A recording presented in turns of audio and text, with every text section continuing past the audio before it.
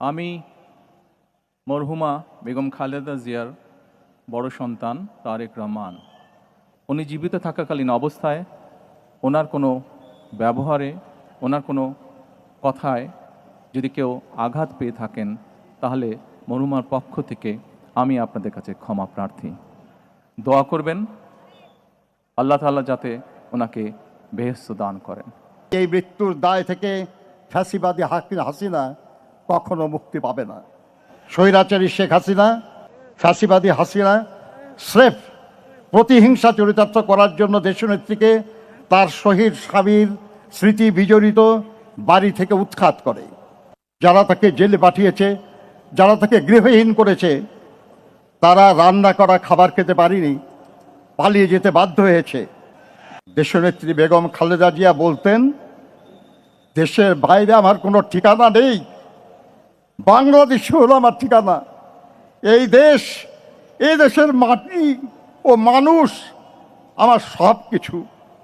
ইনশাল্লাহ আমরা জনাব তারেক রহমানের নেতৃত্বে এগিয়ে যাব দেশনেত্রীর মতোই গণতন্ত্র, শান্তি, উন্নয়ন ও সমৃদ্ধির পথে জনগণের কল্যাণে লক্ষ্য স্থির রেখে আমরা তাঁর আত্মার মাগফিরাত কামনা করছি এবং পরম করুণাময় আল্লাহ তাআলার দরবারে প্রার্থনা করছি তিনি যেন আমাদের সকলের পরম শ্রদ্ধেয় নেত্রীকে জান্নাতুল ফেরদৌস নসিব করেন।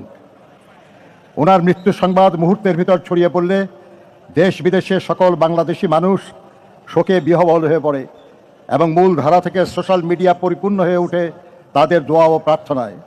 অন্যদিকে পুরো বিশ্বের রাজনৈতিক পরিমণ্ডল থেকে আসতে শুরু করে আন্তরিক শোকবার্তা। দেশনেত্রী বেগম খালেদা জিয়া জন্মগ্রহণ করেন 1945 সালে। শৈশব থেকেই তিনি পরিচ্ছন্ন এবং পরিপাটি থাকতে পছন্দ করতেন। ফুলের প্রতি ছিল তার গভীর অনুরাগ। পরবর্তী জীবনেও তিনি অভ্যাস বজায় রেখেছিলেন তার ব্যক্তিগত এবং রাজনৈতিক চর্চায়।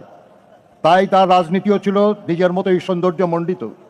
ফুলের প্রতি অনুরাগের কারণেই হয়তো সবচেয়ে কঠিন সময়েও তার সকল রাজনৈতিক বক্তব্যও থাকত সুশোভিত। 1960 সালের 5 আগস্ট তৎকালীন সেনাবাহিনীর চৌকস কর্মকর্তা ক্যাপ্টেন জিয়াউর রহমানের সাথে তিনি বিবাহ বন্ধনে আবদ্ধ হন। তাঁদের 2 পুত্রের মাঝে জ্যেষ্ঠ পুত্র তারেক রহমান বর্তমানে বাংলাদেশ জাতীয়তাবাদী দলের ভারপ্রাপ্ত চেয়ারম্যান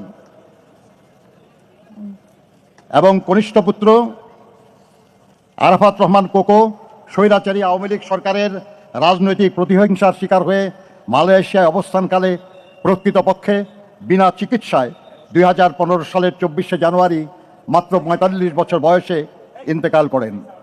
তার লাশ যখন ঢাকায় আসে তখন তার মা দেশনেত্রী বেগম খালেদা জিয়াও ছিলেন তার গুলশান অফিসে সেই একই সরকারের প্রতিহিংসার শিকার হয়ে অন্তরীণ। দেশনেত্রী বেগম খালেদা জিয়ার রাজনীতিতে আগমন ছিল আকস্মিক, কিন্তু দেশের প্রয়োজনে তা ছিল অনিবার্য। 1981 সালের 30শে মে কতিপয় বিপদগামী সেনা কর্মকর্তার হাতে রাষ্ট্রপতি জিয়াউর রহমান বীর উত্তম শাহাদত বরণ করার পর দলীয় সরকারের ভিতরেই ষড়যন্ত্রকারীরা তৎপর হয়ে ওঠে। সাংগঠনিকভাবে বিএনপি এবং সরকার দুর্বল হয়ে পড়ে। সেই সময় দল এবং দলীয় নেতাদের মনোবল অটুট রাখার লক্ষ্যে 1982 সালের 3 জানুয়ারি দেশনেত্রী বেগম খালেদা জিয়া বিএনপির সদস্যপদ গ্রহণ করেন। শুরু হয় তার রাজনৈতিক জীবনের ক্লান্তিহীন পথ চলা। ক্রমশ দলের প্রতিষ্ঠাতা স্ত্রী হয়েও দলের গঠনতন্ত্র সমুন্নত রেখেও তিনি দলের ভাইস চেয়ারপারসন, ভারপ্রাপ্ত চেয়ারপারসন, তারপর দলীয় কাউন্সিলে নির্বাচিত চেয়ারপারসনের দায়িত্ব গ্রহণ করেন।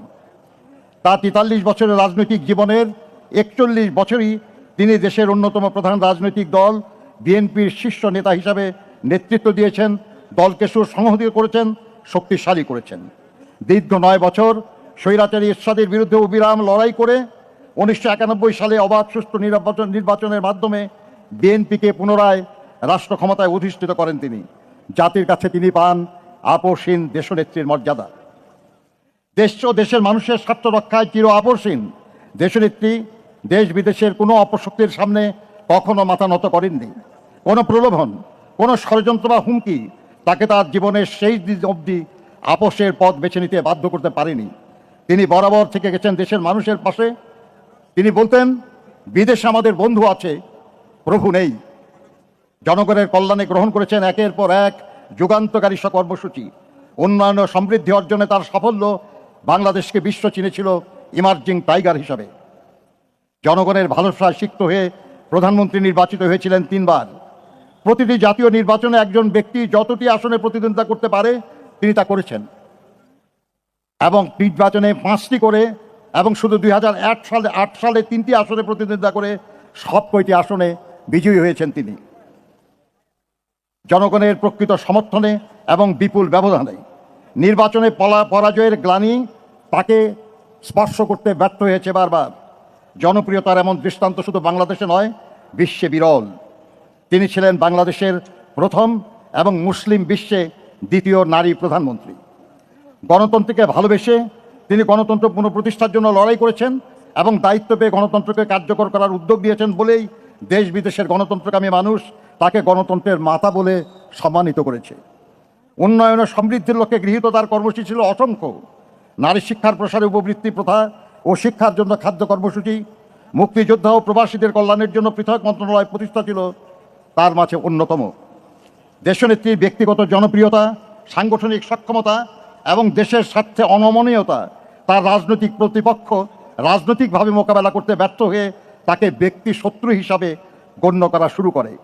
স্বৈরাচারী শেখ হাসিনা, স্বৈরাচারী হোসেন মোহাম্মদ এরশাদ, এমনকি তথাকথিত 1/11 সরকারের সময়ও দেশনেত্রীকে কারারুদ্ধ করা হয়।